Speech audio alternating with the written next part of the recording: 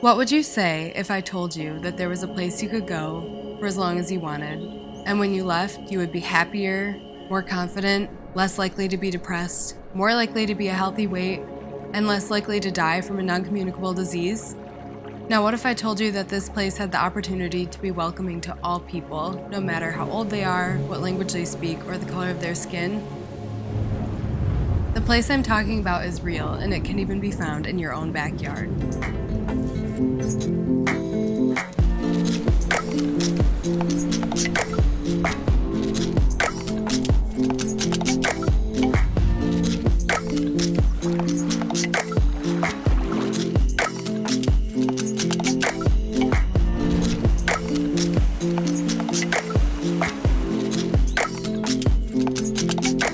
Since the beginning of time, people have marveled at the beauty and power that can be seen in nature. Tolstoy once wrote, "One of the first conditions of happiness is that the link between man and nature should never be broken." Although he was not a human psychologist, Tolstoy was onto something.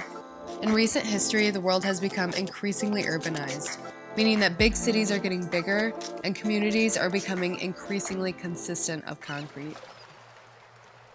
In these concrete jungles, the link between man and nature is fading, and people are feeling the side effects. According to the World Health Organization, 63% of deaths worldwide are caused by non-communicable diseases. They also believe that many of the risk factors contributing to these deaths are related to the urban-built environment. Two major threats to human health that are associated with living in big cities are air pollution and physical inactivity. Things like mass transportation can cause massive amounts of air pollution. Alone, this accounts for 4.2 million deaths every year. Aside from that, the ease that comes with living in big cities is associated with physical inactivity. On its own, physical inactivity accounts for 3.2 million deaths every year. To find out what elements of the urban-built environment contribute to these health risks, I talked to Dr. Amber Pearson from Michigan State University. My name is Amber Pearson. I'm an assistant professor at Michigan State University in the Department of Geography, Environment, and Spatial Sciences, and I have an adjunct position at the University of Otago in Wellington, New Zealand, in the Department of Public Health. So I study the built social environments in neighborhoods, as well as the physical environments in neighborhoods, and how those impact health. They could either bolster health or they could hinder health. So for example, in terms of the social environment, things like crime and socioeconomic status influence health. In terms of the built environment, access to healthy food options, sidewalks for walking, lighting, in our communities affect our ability to engage in physical activity and other health outcomes. And then in terms of the physical environment, having clean air, land, soil, and water also influence our health. Not only are humans feeling the side effects of shrinking nature, but plants, animals, and Mother Nature herself are feeling them now more than ever. We are currently in a state of climate emergency. Climate change is causing a wide range of devastating effects that could be irreversible if we don't act now. The World Wildlife Foundation estimates that animals are going extinct at 1,000 to 10,000 times the rate of natural extinction.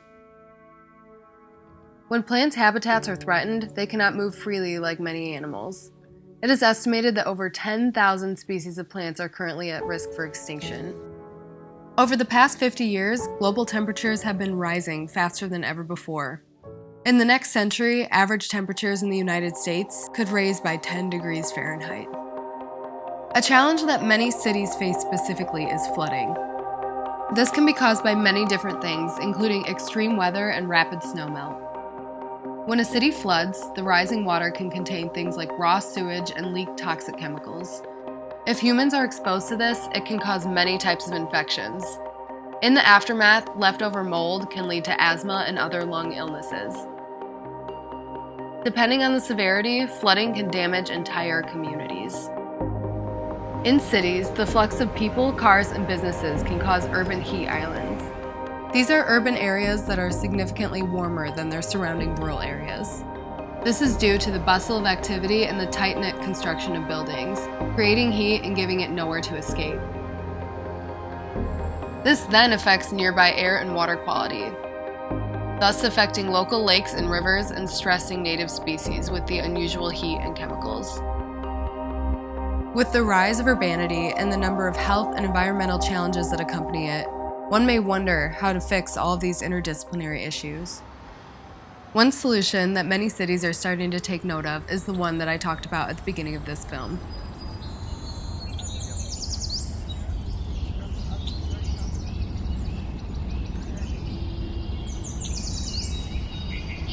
Green space is any outdoor area that is somewhat covered by grass, trees, or other vegetation.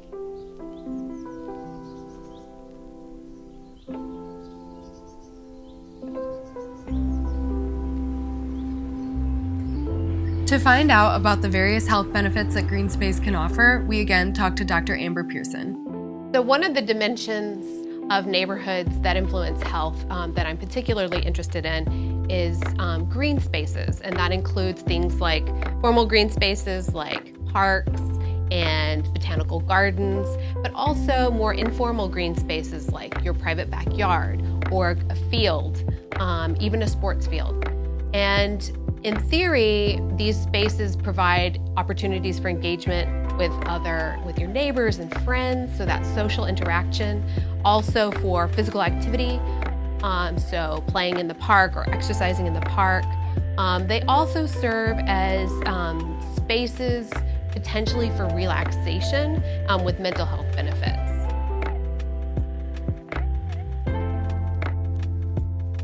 We don't know whether simply living near a park will reap benefits or whether you need to physically engage in that space. And some of the research I'm working on right now is hoping to untangle some of that. So, for example, could you receive benefits from the birdsong of a nearby park, even if you're not physically in the park, or the visual greenery, the aesthetics and the signs of care in those green spaces? Do you receive benefits through that passive exposure, in addition to sort of physically going into those spaces and interacting with neighbors and engaging in physical activity? So the work I'm doing right now hopes to untangle some of that because we're not quite sure. On top of this, a number of researchers have found many ways that green space can benefit someone's health at any age. A meta-analysis, or a scientific review of mass amounts of existing data on the subject, showed green space to have associations with lower blood pressure, reduced heart rate, and fewer incidences of type 2 diabetes and stroke. People were also found to have improved cholesterol levels as well as improved overall health. Pregnant women who live near green space are more likely to have a child with a healthier birth weight. Children who grow up near a green space are far less likely to experience significant weight gain as an adult. These same children are also less likely to develop asthma than those who grew up in an urban setting without a green space.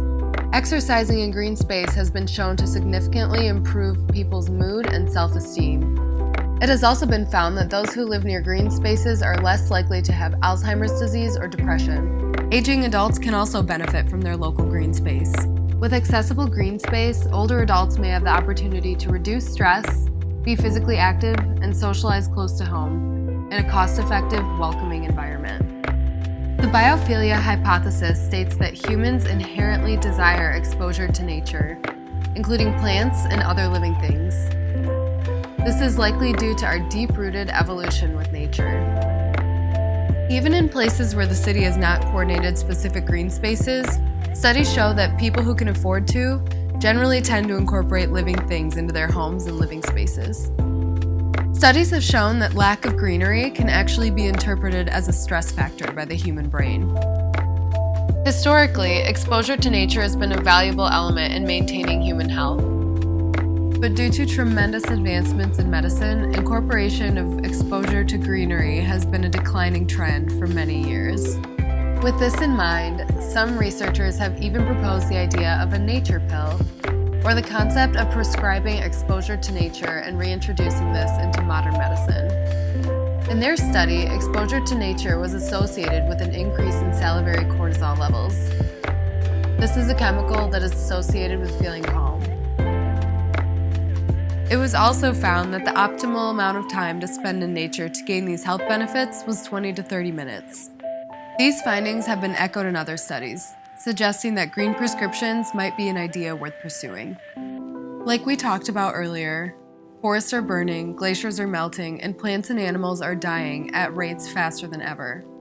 At first glance, the terms neighborhood park and climate emergency don't seem to have anything to do with each other. But if you take a closer look, you can see that researchers have found that incorporating green space into cities can be a key adaptive strategy in fighting future climate change. It has been found that green spaces can reduce the amount of carbon present in the air in urban environments. Carbon is a large contributor to the hole in the atmosphere that is contributing to climate change. While green spaces cannot prevent massive weather events like hurricanes, they can reduce the risk of flooding within cities. Green spaces can also cool urban heat islands. Researchers have found that 50 square meters of green space has the potential to cool the air by 1 degree Celsius or 1.8 degrees Fahrenheit. This is about the area between bases on a baseball field. Unfortunately, these benefits are not experienced by all. Access to green space is a rising environmental justice issue, meaning that not all people and communities have equal access to green spaces within their cities.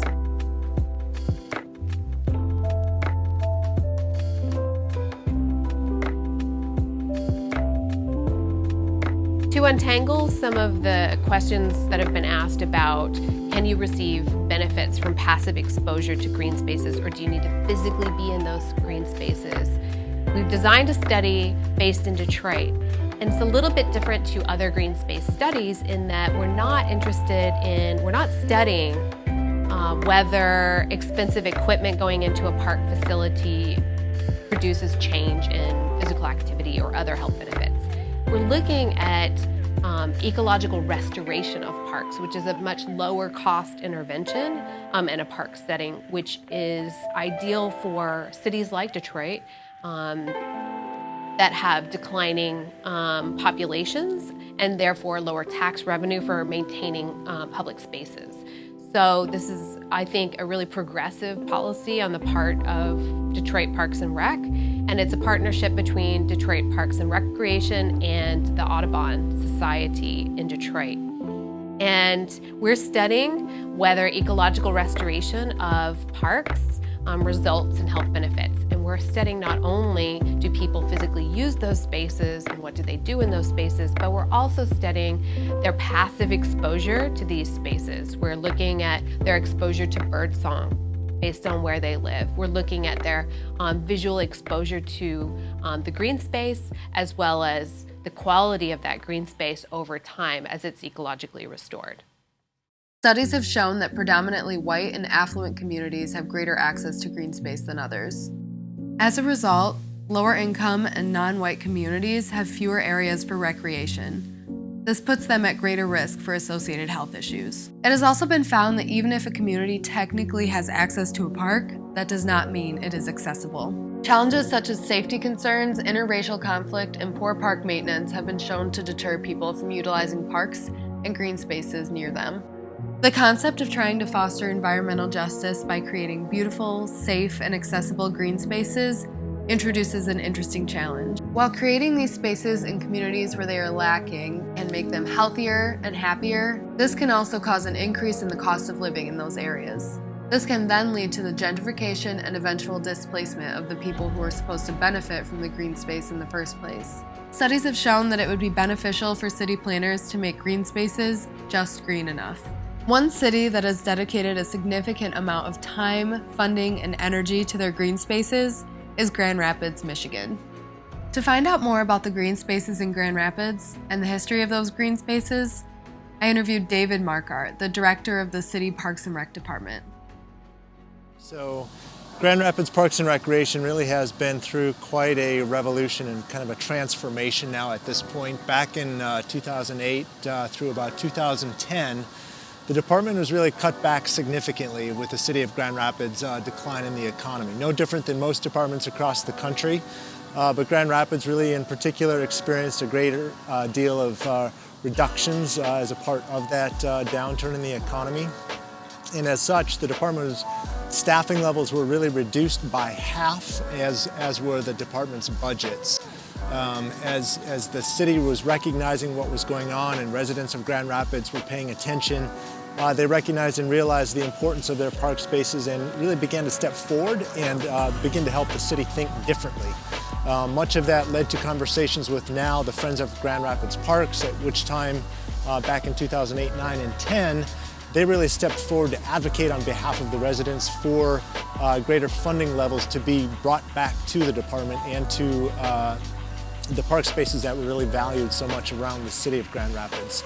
And so what we're seeing today as a result of that movement, as a result of those conversations, was a yes vote back in 2013 where Grand Rapids residents unanimously voted to a dedicated level of funding for Grand Rapids Parks and Recreation, from the perspective of keeping our pools open and operational to investing in park spaces like we're sitting in here today down at Plaster Creek Family Park.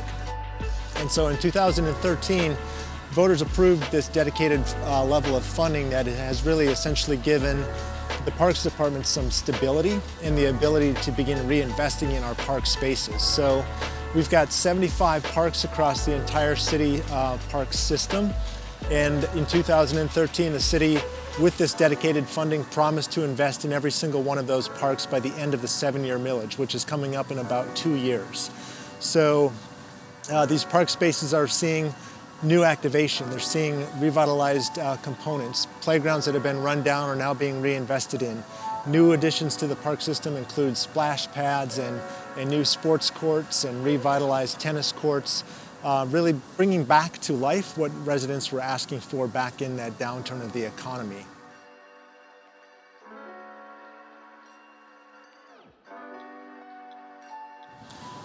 With the voter-approved dedicated parks millage, the city has really been not only focusing on revitalizing aspects of our park system, but also bringing in new amenities to our park system. A really good example of that is the Plaster Creek Family Park, where we are today. This was a park that had, for many years, seen a great deal of activity with ball fields and sports play. But the playground has really seen its better day, and it was very much tucked away on the far edge of the park. Together with the school system and the city parks department, we've re-envisioned a new type of space. So for example, at this park, we have brought in new play components, and this is one of Grand Rapids' very first nature-based play spaces. So this park component, rather than building pre-manufactured play equipment into this play space, we have utilized old logs and trees and stumps from our city's forestry division. So every tree that comes down or limb that has fallen, the forestry department has cut up and taken to our stockyard that we have then hand-selected with consultants to build this incredible new play space that we're sitting in here today.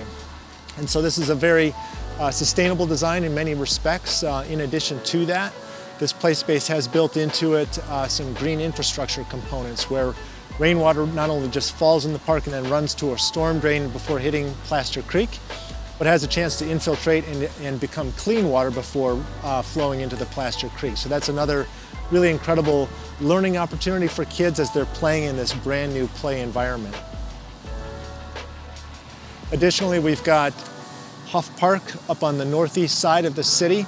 That is one of our largest natural areas within the city's park system. It's about 80 acres in size. The city just invested a little over $2 million to restore the old rundown and broken boardwalk that runs through Huff Park. And so now residents have the opportunity to safely traverse the wetland area and be a part of a natural experience that really was taken away from them as the disinvestment was happening within the city of Grand Rapids. Ottawa Hills is another incredible park that I think is worth highlighting. This was a park that was both a shared school site and a city park area. Through an exchange with the Grand Rapids School District, the city of Grand Rapids, were able to really pull together a larger park space and build in one of Grand Rapids' very first fully accessible play spaces. And so this is a playground improvement that really is meant to be and designed for children and families of all walks of life. No matter your ability, no matter where you come from in your life, this is a playground that really begins to serve you in every way possible.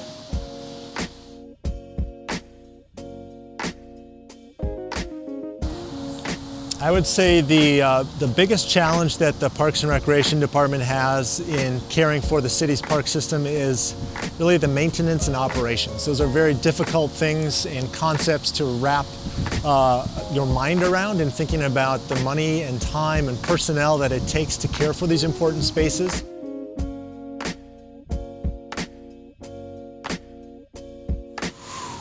Oh boy, this is like asking, who's your favorite child?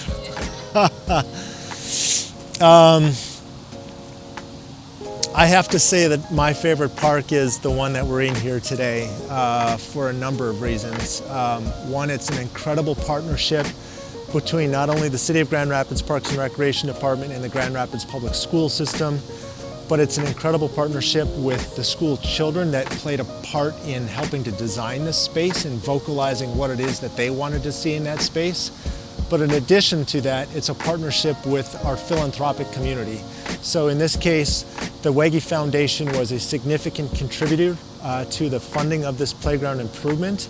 They saw the value of participation from Youth Voice. They saw the value of contributing something that has sustainable components to it, and they saw the value of bringing back to our environment components that really help us live longer and live healthier in this world that we've been given.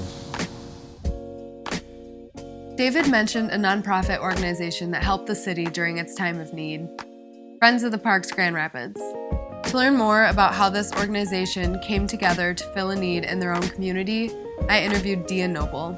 My name is Dia Noble. I used to work as Community Engagement Coordinator for Friends of Grand Rapids Parks. And we focus on connecting neighbors, especially to their parks and green spaces and trees specifically. Just want every neighbor to feel connected to the park that's near them and feel like it's theirs to take advantage of.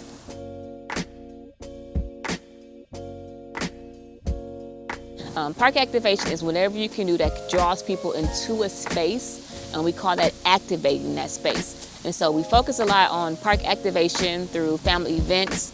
And we threw a free Kids to Park Day event, and it was like an all-day event with a bounce house and tons of vendor tables, but also volunteer events. So you'll get a lot of calls at times that are like, hey, it's spring, the snow's melted, here comes all the hidden treasures. Someone come clean it up. And I'm like, no, it's your park. We can walk alongside you and help you clean this up as well. So volunteer events was also one of those things that we used to do to kind of help draw people into green spaces as well.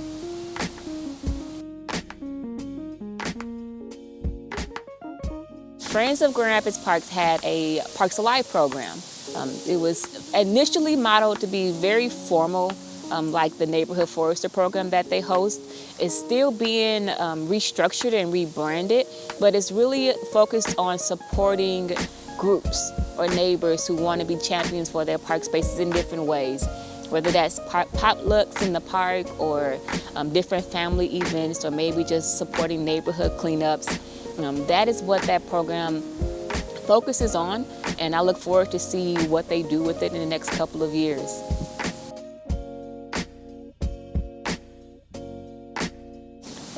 The best way I think other cities can kind of model what we're doing here at Friends, because there are other Friends organizations around the country. I think what's really fun about the way Friends of Grand Rapids Parks is it focuses on people first. So it's the people aspect of connecting folks to parks, green spaces, and trees. Tori Power, who works there as the development coordinator, says, Friends of Grand Rapids Park focuses on the people who sit in the benches and not the benches themselves. And so having that mindset that people are what matter and connecting them to the spaces is what really is going to what is going to create vibrant spaces.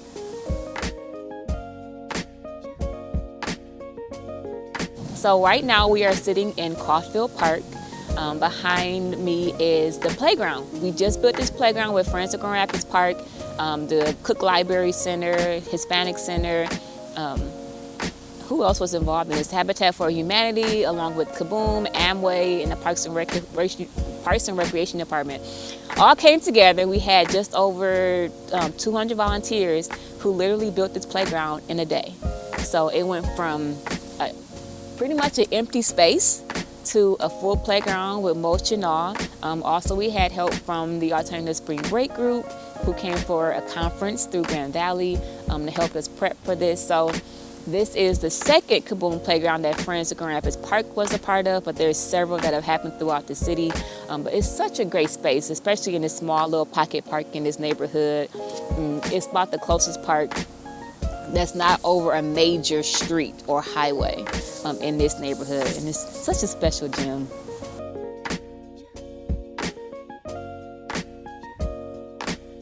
I have two favorite parks. One is Riverside Park, which is a regional park. It's a favorite park to a lot of people because it's one of our biggest parks in the city.